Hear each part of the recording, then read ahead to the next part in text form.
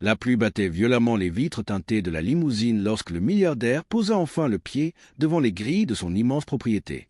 Après des semaines de voyage, il aurait dû ressentir du soulagement, mais une étrange sensation lui serrait la poitrine. Quelque chose n'allait pas. Le silence, d'abord. Un silence anormal, presque oppressant, comme si la maison elle-même retenait son souffle. Il leva les yeux vers les fenêtres du manoir. Aucune lumière, pas même celle du hall, toujours allumée habituellement par la gouvernante. Son cœur accéléra. Il fit signe au chauffeur de partir, préférant entrer seul. Les grilles s'ouvrirent lentement dans un grincement lugubre. À chaque pas dans l'allée, ses souvenirs heureux semblaient s'effacer, remplacés par une inquiétude grandissante. Il tenta d'appeler sa fiancée, mais son téléphone vibra dans le vide, aucune réponse. Même chose pour les enfants. Une goutte de sueur glissa le long de sa tempe, malgré le froid. La porte d'entrée était entr'ouverte. Son souffle se coupa. Il poussa doucement, et le bois grinça sinistrement. L'odeur qui s'en échappa n'était pas normale, un mélange métallique et humide. Il entra, lentement, chaque pas résonnant dans le hall désert. « Il y a quelqu'un » murmura-t-il. Aucune réponse. Puis, un bruit, un léger frottement, venant de l'étage. Son cœur manqua un battement. Il monta les marches une à une, retenant son souffle. Plus il avançait, plus l'atmosphère devenait lourde, presque irrespirable. Arrivé au couloir, il aperçut une porte entr'ouverte, la chambre des enfants. Sa main tremblait en poussant la porte. Et là, il recula brusquement, le visage vidé de toute couleur. Des cordes, des jouets éparpillés, et sur le mur, des traces sombres. Il sentit ses jambes céder. Mais ce n'était pas tout. Un bruit derrière lui. Un souffle. Quelqu'un se tenait dans l'ombre du couloir. Index ouvert pointant vers la droite blanc si cette histoire vous captive déjà. Laissez un like et abonnez-vous pour ne pas rater la suite encore plus terrifiante. Il se retourna lentement et croisa un regard qu'il n'aurait jamais dû revoir. Son sang se glaça instantanément. Dans la pénombre du couloir, la silhouette ne bougeait pas, mais elle respirait. Lentement, profondément, comme si elle savourait sa peur. Le milliardaire tenta de parler, mais aucun son ne sortit. Sa gorge était sèche, paralysée.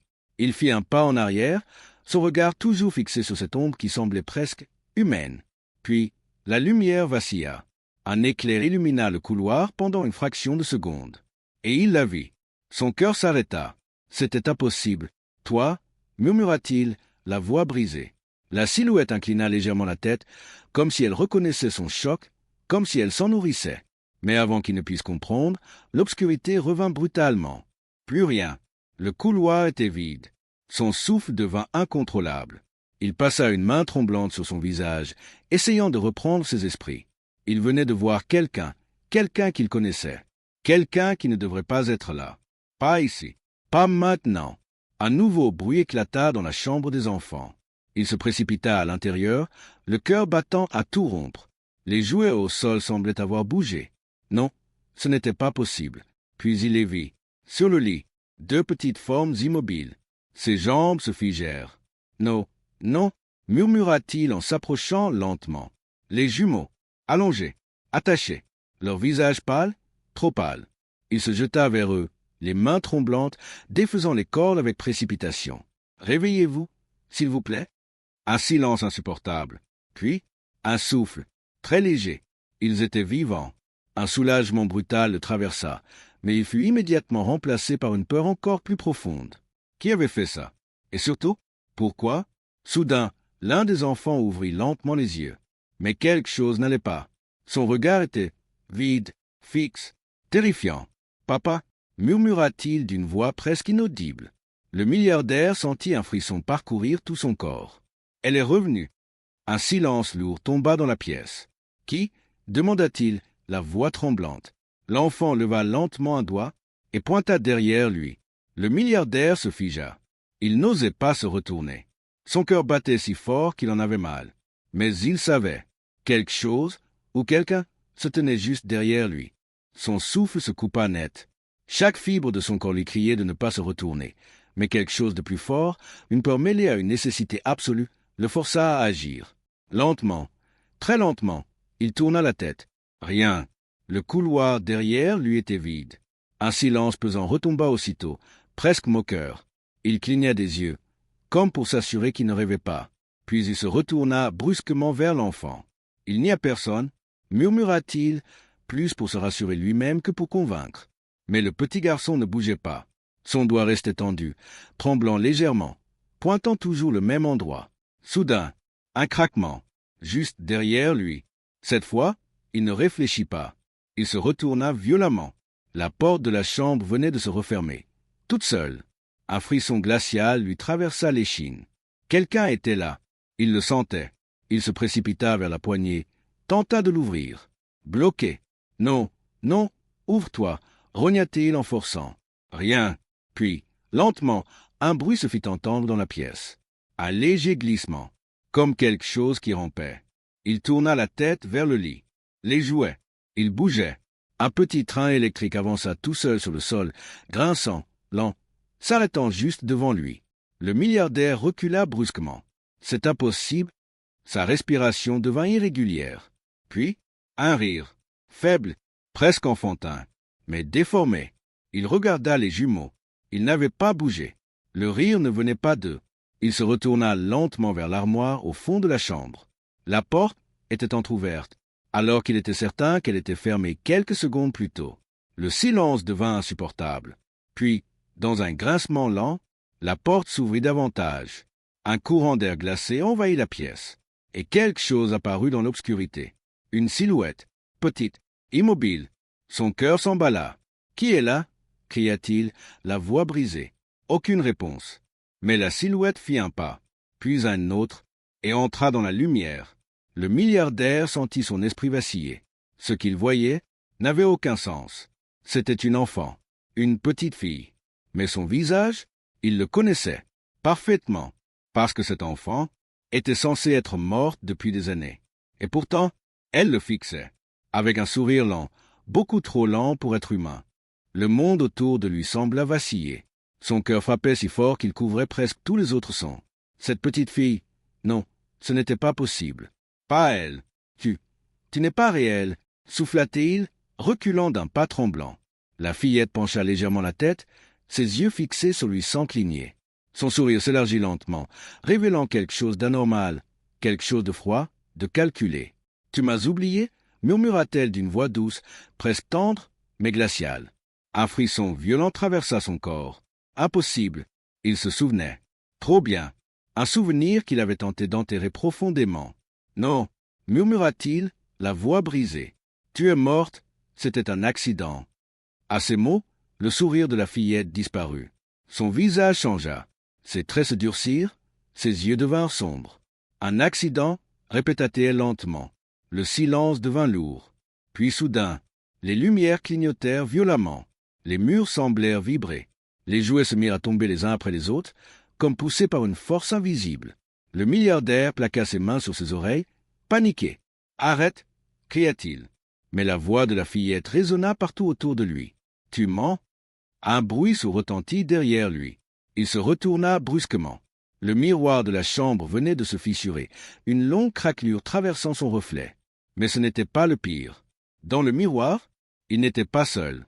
Derrière lui, la fillette se tenait déjà là, beaucoup plus proche, beaucoup trop proche. Il se retourna d'un coup, mais elle n'était plus devant lui. Un souffle glacé frôla sa nuque. « Je ne t'ai jamais quitté. » Il hurla et se jeta en avant, trébuchant près du lit. Les enfants étaient toujours là, immobiles, mais leurs yeux étaient maintenant ouverts. Les deux, et ils le fixaient, avec la même expression, le même sourire. Lent, inhumain. « Papa » dirent-ils en même temps. Sa gorge se noua. Elle veut que tu te souviennes. Le milliardaire secoua la tête, désespéré. Arrêtez, arrêtez. Mais la pièce changeait. Les murs, les meubles, tout semblait vieillir sous ses yeux, comme si le temps reculait, ou révélait quelque chose caché. Puis, sur le mur derrière les enfants, quelque chose apparut. Des mots, écrits lentement, comme tracés par une main invisible. Il recula, horrifié. Les lettres se formèrent une à une. Tu m'as laissé mourir. Son cœur s'arrêta presque. Non, murmura-t-il. Mais la voix de la fillette résonna à nouveau, plus proche, plus réelle. Et maintenant, un silence. Puis, c'est ton tour. Un froid brutal envahit la pièce. Pas un simple courant d'air, non. Un froid vivant, oppressant, qui semblait s'infiltrer jusque dans ses os. Le milliardaire resta figé, incapable de bouger, les yeux rivés sur ces mots gravés sur le mur. « C'est ton tour ?» Son souffle devint court, saccadé. Il secoua la tête, refusant d'accepter ce qui se passait. « Non, tu ne peux pas, tu n'es pas réel. » Mais au fond de lui, il savait. Tout cela était réel. Trop réel. Soudain, les lumières s'éteignirent complètement. Plongé dans l'obscurité totale, il sentit son cœur s'emballer à l'extrême. Il tenta de reculer, mais son dos heurta quelque chose. Le lit, les enfants. Un silence absolu s'installa. Puis, un murmure, juste à côté de son oreille. « Tu te souviens maintenant ?» Il sursauta violemment, se dégageant en hurlant. Ses mains tremblaient dans le vide, cherchant un repère, une sortie, n'importe quoi. Puis une faible lumière apparut, vacillante, le train électrique, toujours allumé. Sa petite ampoule projetait une lueur faible, mais suffisante pour révéler quelque chose d'horrifiant. Les jumeaux n'étaient plus sur le lit. Son cœur s'arrêta. Non, non, où êtes-vous? Un bruit derrière lui, très proche. Il se retourna lentement. Ils étaient là, debout, juste derrière lui. Leurs visages étaient figés, mais leurs yeux brillaient d'une lueur étrange. Pas humaine. « Papa » dirent-ils en chœur, leur voix déformée. Il recula brusquement, trébuchant contre une chaise. « Laissez-moi tranquille. » Mais ils avançaient en même temps, synchronisés, comme des marionnettes. « Elle est en colère » murmura l'un. « Elle a attendu, longtemps » continua l'autre. Le milliardaire sentit son esprit vaciller. « Qu'est-ce que vous voulez ?» Un silence. Puis les deux enfants levèrent lentement le bras et pointèrent vers le plafond. Un grincement lent retentit au-dessus d'eux. Quelque chose bougeait. Dans le grenier, son regard se figea. Il n'avait jamais ouvert cette pièce depuis des années. Jamais, parce qu'il savait ce qui s'y trouvait. Ou plutôt, ce qui s'y était passé. « Non » murmura-t-il, reculant. Mais les marches du plafond s'abaissèrent lentement. Toutes seules, dans un bruit sec, l'échelle du grenier venait de descendre. Une obscurité profonde s'ouvrait au-dessus de lui. Un trou noir, un piège. Puis, un bruit. Quelque chose descendait. Lentement, très lentement. Un pied apparut dans l'ombre. Puis une jambe. Puis, une main. Sale, déformée, comme brûlée. Le milliardaire recula, paralysé d'horreur. Et enfin, le visage apparut. Mais ce n'était pas celui de la petite fille. C'était pire, parce que ce visage était le sien. Le milliardaire sentit son esprit se fissurer. Son propre visage, là, suspendu dans l'obscurité du grenier, le fixait avec une intensité insoutenable. Chaque détail était identique. Les mêmes rides, les mêmes yeux, mais quelque chose était profondément différent.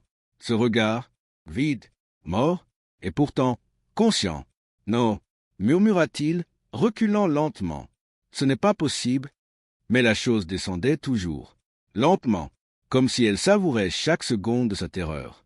Ses pieds touchèrent enfin le sol avec un bruit sourd. Les jumeaux restaient immobiles, silencieux, observant la scène sans aucune émotion. Puis, la chose leva la tête et sourit. Un sourire tordu, anormal, qui s'étira beaucoup trop loin. « Tu fuis encore ?» dit-elle avec sa voix. Sa propre voix. Le milliardaire secoua la tête, paniqué. « Tais-toi, tu n'existes pas. » Mais la créature avança d'un pas, puis un autre. « Tu m'as laissé faire, tu m'as laissé devenir ça. » Son cœur battait à tout rompre. Chaque mot frappait quelque chose de profondément enfoui en lui. Un souvenir, un secret, quelque chose qu'il refusait de voir. « Arrête !» murmura-t-il. Mais soudain, la pièce changea. Brusquement, les murs disparurent. La chambre s'effaça. Il n'était plus là. Il se tenait dans un autre endroit.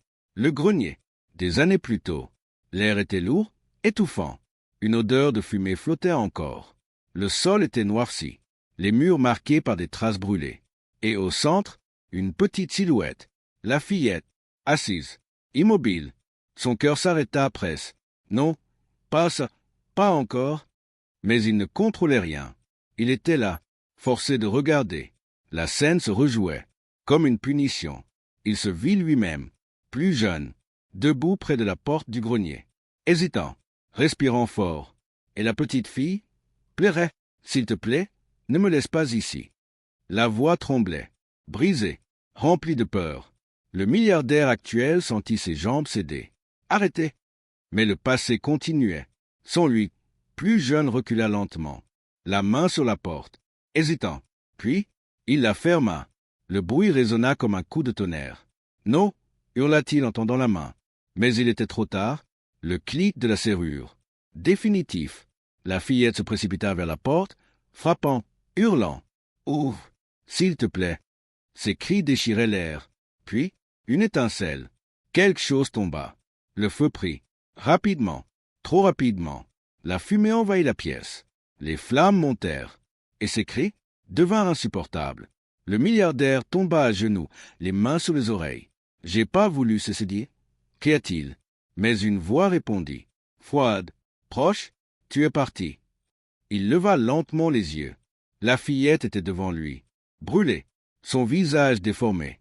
Mais ses yeux, remplis d'une haine infinie. « Tu m'as laissé mourir. » Un silence glacial tomba, puis elle s'approcha encore.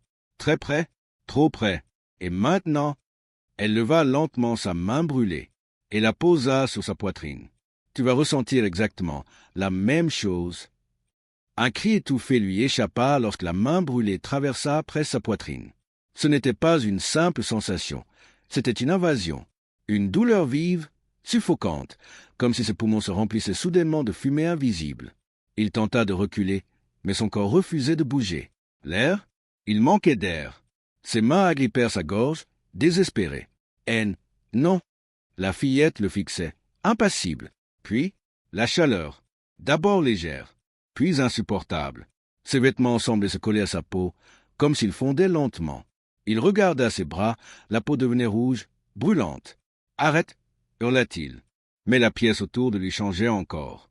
Le grenier en flammes, la fumée épaisse, l'odeur de brûlé. Tout revenait, tout. Il toussa violemment, tombant à genoux. Chaque respiration était une torture. Il sentait le feu, il le vivait, exactement comme elle. Puis, un son, faible, très faible, au milieu des cris et des flammes. « Papa ?» Son cœur atteint un battement. Les jumeaux. Il tourna la tête avec effort. Ils étaient là, à l'entrée du grenier, terrifiés, vivants, réels. « Aidez-nous » murmura l'un d'eux.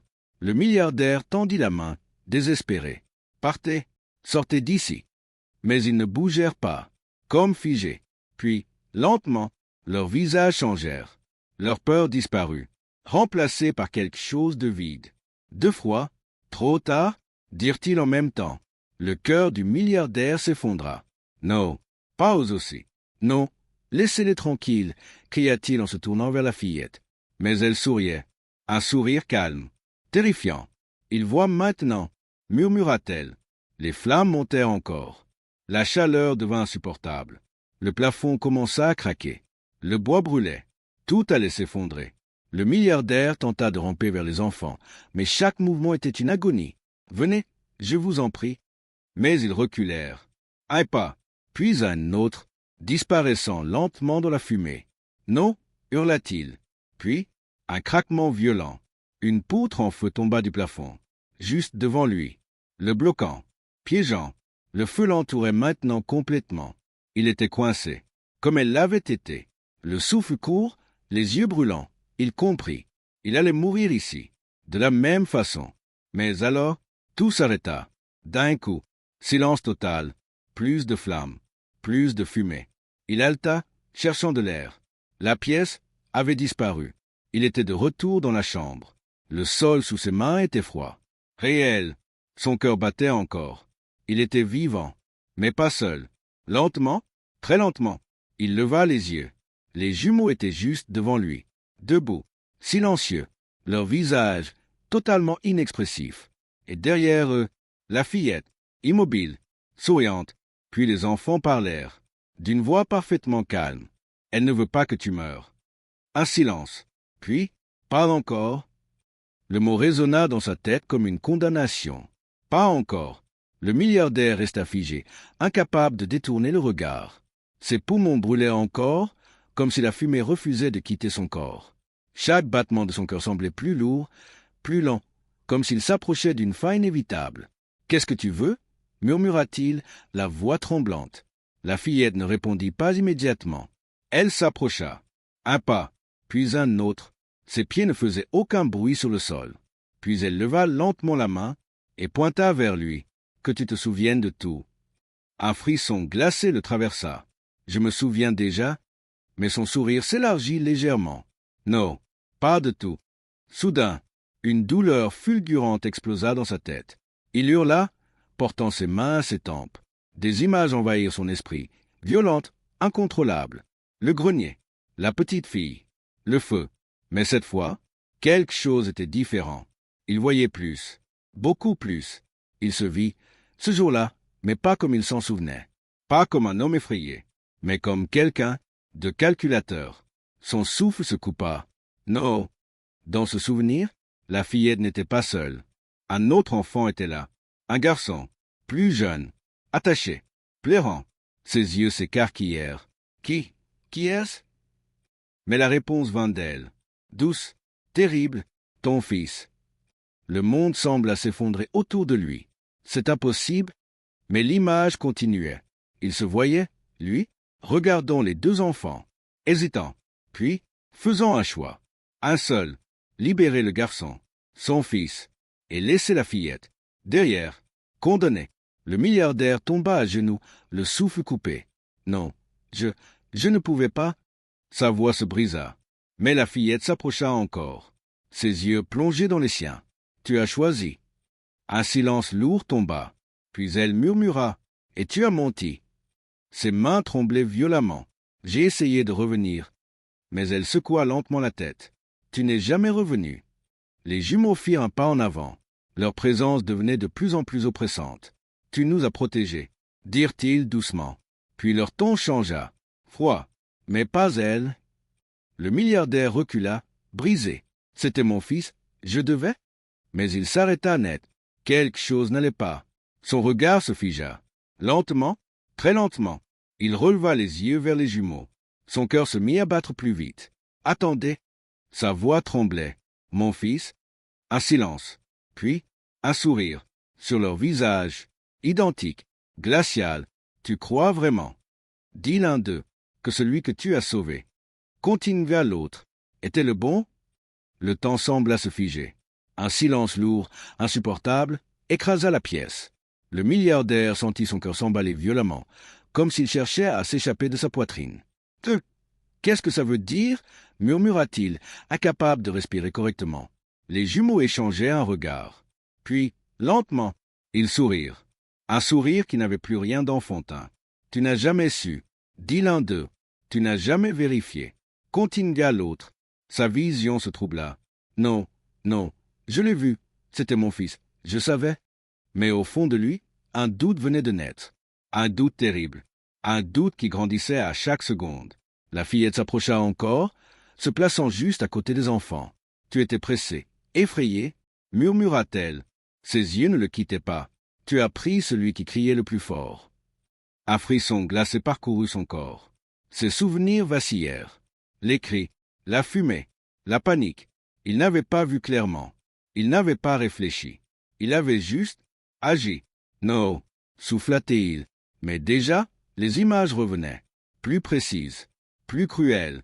Dans ce souvenir, les deux enfants criaient. Les deux tendaient les mains. Mais lui, il n'avait pas regardé leur visage. Pas vraiment. Il avait juste attrapé celui qui était le plus proche, le plus bruyant, le plus facile à atteindre. Son cœur se serra violemment. Non. Sa voix tremblait. Non, ce n'est pas possible. Mais les jumeaux firent un pas en avant. Leurs yeux brillaient d'une lueur sombre. « Tu veux voir la vérité » demandèrent-ils en même temps. Avant qu'il ne puisse répondre, tout changea. Encore, il se retrouva de nouveau dans le grenier. Mais cette fois, tout était figé, comme une image arrêtée. Deux enfants, côte à côte, attachés, terrifiés. Il s'approcha lentement.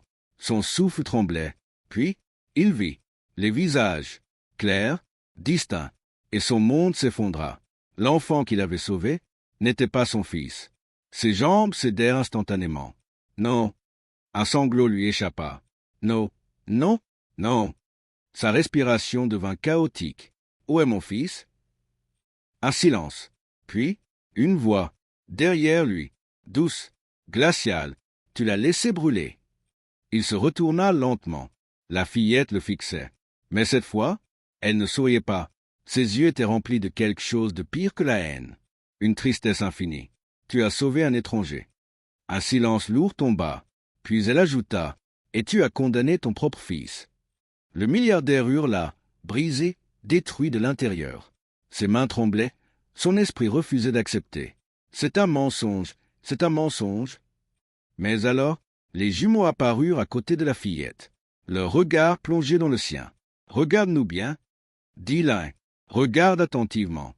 Continua l'autre. Son cœur ralentit. Son souffle se coupa. Quelque chose changeait.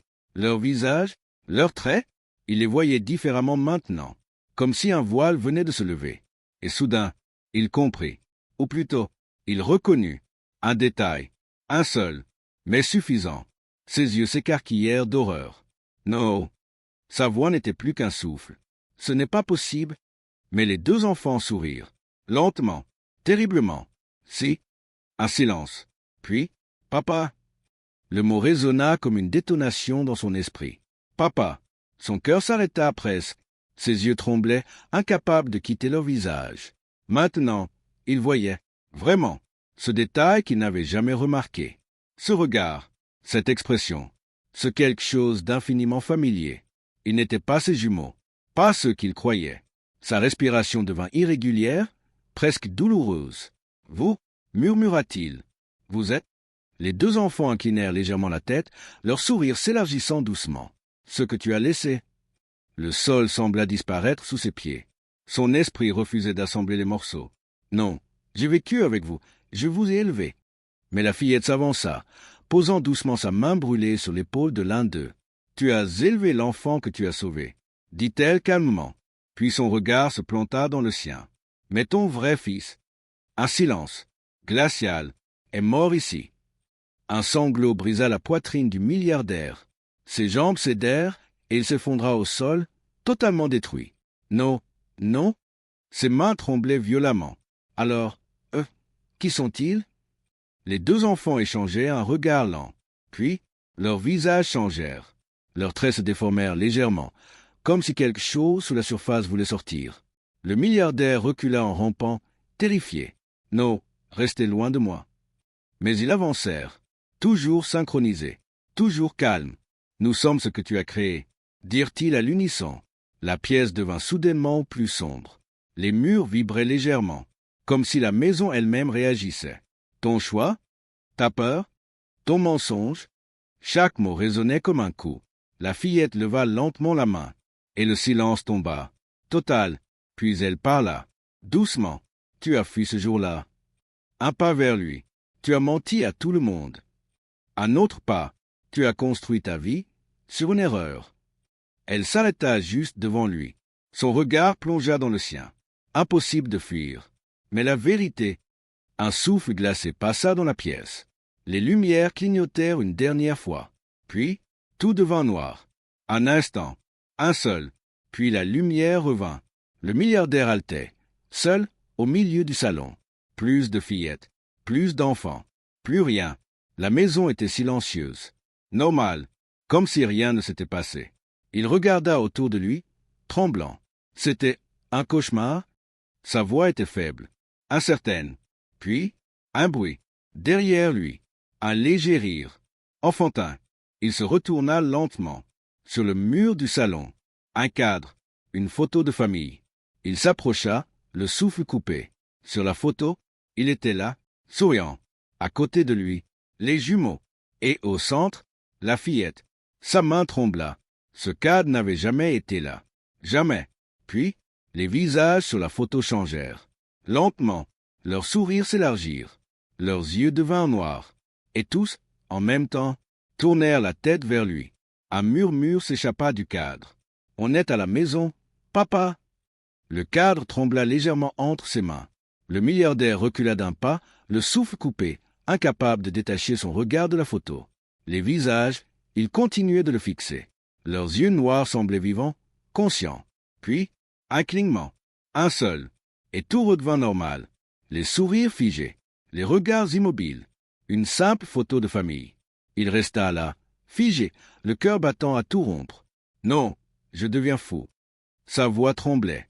Il passa une main sur son visage, tentant de reprendre le contrôle. Tout cela n'avait aucun sens. Ce n'était pas réel. Ça ne pouvait pas l'être. Mais quelque chose au fond de lui refusait d'y croire. Lentement, il reposa le cadre sur le mur, puis recula encore. Un silence pesant envahit la pièce. Trop calme, trop parfait. Puis, un bruit sourd. À l'étage, il releva la tête brusquement. Son sang se glaça. Non. Ses jambes hésitèrent. Mais le bruit se répéta. Un pas, lent, délibéré. Quelqu'un marchait au-dessus de lui. Son cœur accéléra. Il y a quelqu'un? Sa voix résonna dans le vide. Aucune réponse. Puis, un autre pas, plus proche, comme si la chose se dirigeait vers les escaliers. Le milliardaire recula instinctivement vers la porte d'entrée. Fuir, c'était la seule pensée claire dans son esprit. Fuir maintenant, avant qu'il ne soit trop tard, mais au moment où sa main toucha la poignée. Un déclic. La porte se verrouilla toute seule. Un frisson violent lui parcourut le corps. Non, non.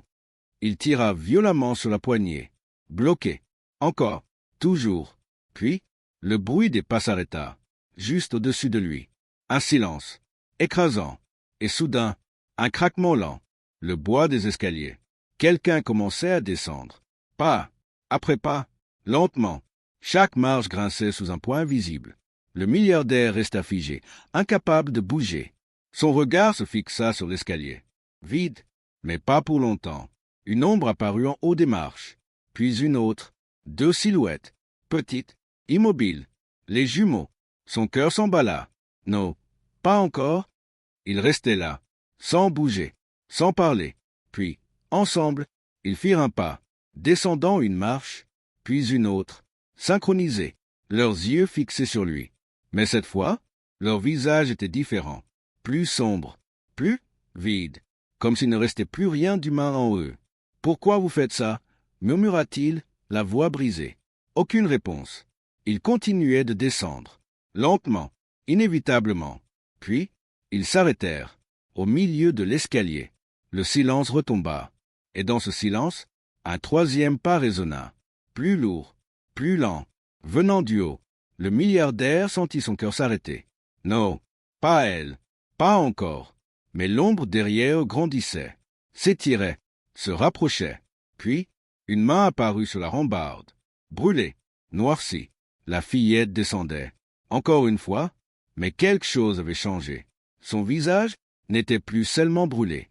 Il était vide, comme si la peau elle-même se détachait lentement, comme si quelque chose d'autre essayait de sortir de l'intérieur. Le milliardaire recula, paralysé. « Qu'est-ce que tu es ?» Un silence. Puis, les jumeaux tournèrent lentement la tête vers elle et murmurèrent, presque avec respect, ce que tu as laissé devenir. Le milliardaire ne pouvait plus reculer. Derrière lui, la porte restait scellée. Devant lui, les marches craquaient sous les pas de ce qu'il avait créé, de ce qu'il avait refusé d'affronter pendant des années. Son regard tremblait, mais cette fois, il ne détourna pas les yeux. « Ça suffit », murmura-t-il, la voix brisée mais déterminée. Les silhouettes s'arrêtèrent. Le silence tomba, lourd, presque vivant. Il inspira profondément, malgré la peur qui broyait encore sa poitrine. « J'ai fui, j'ai menti », continua-t-il lentement. « Mais je me souviens maintenant de tout. » La fillette pencha légèrement la tête. Les jumeaux restèrent immobiles.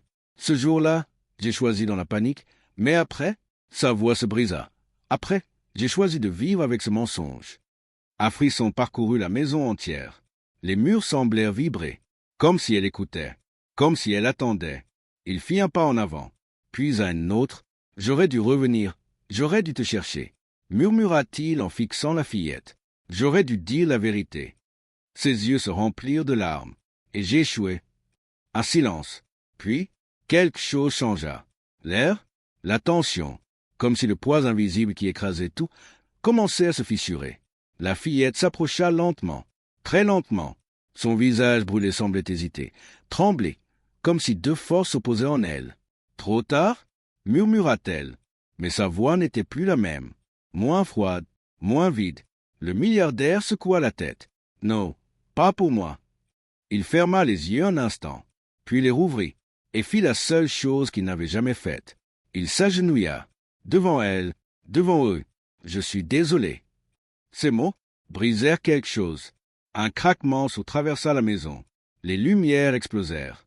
Les murs se fissurèrent. Un cri perçant, inhumain remplit l'air. La fillette hurla. Son corps se déforma, comme arraché entre deux mondes. Les jumeaux tombèrent à genoux, leurs visages se tordant dans une douleur invisible. Puis, un silence absolu. Et la lumière, douce, presque irréelle. Le milliardaire ouvrit lentement les yeux. Il était seul. La maison, intacte, silencieuse, comme si rien ne s'était passé. Son cœur battait encore, lentement, douloureusement. Puis, un bruit, derrière lui, un souffle léger. Il se retourna. Sur le mur, le cadre, encore. Mais cette fois, la photo avait changé. Il n'y avait plus de sourire, plus de noir dans les yeux. Juste 3 enfants, debout, calmes, silencieux. Et au centre, son fils.